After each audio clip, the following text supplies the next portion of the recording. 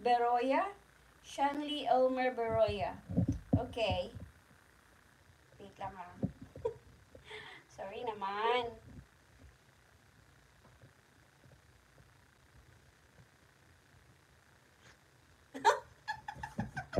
Tingnan mo si Miss Nicole tuloy padala na din ng picture. O, di ba? Happy family! Sorry. Hello, good day po, Ma'am Nicole, Steadfast family. Okay, andito na nga. Accept ko na.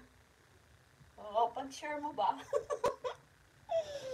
Ay, wow! Ang ganda talaga sa Pilipinas, ano? O, diba? Receive ko na po.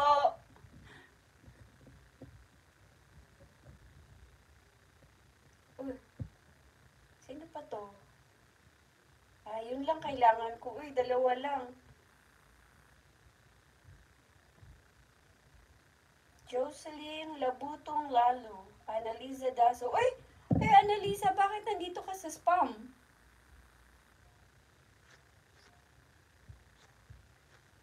Hala, hoy, sorry ah. I-accept ko nga to. Hindi pala kita nabasa. Annalisa Dazo. Nandito ka sa spam.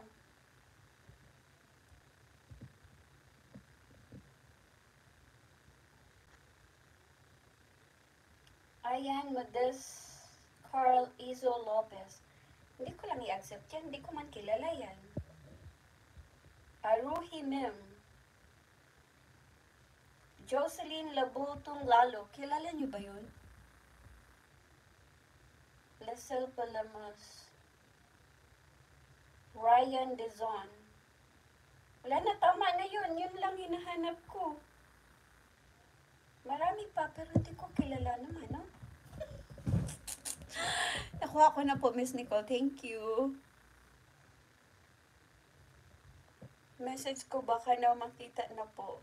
Nakita ko na po. Nasa spam pala sila napunta.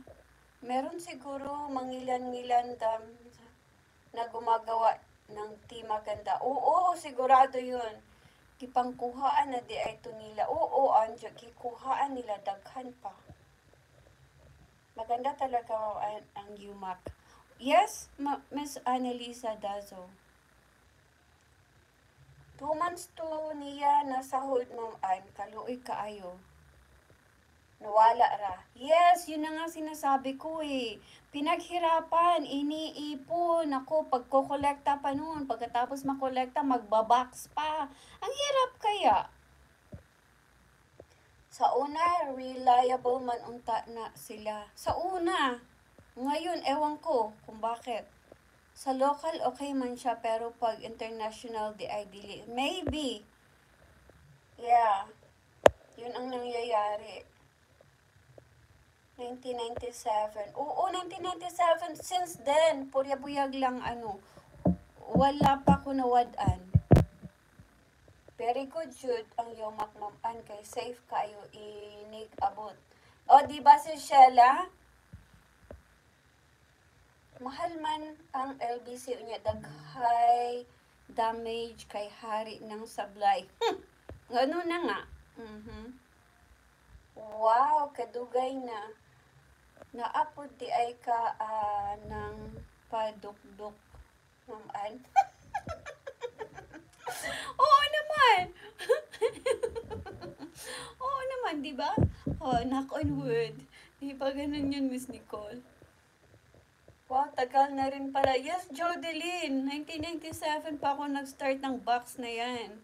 Wala pang FB sa mga panahon na yun. Pero sawa ng Diyos. Ano naman sila?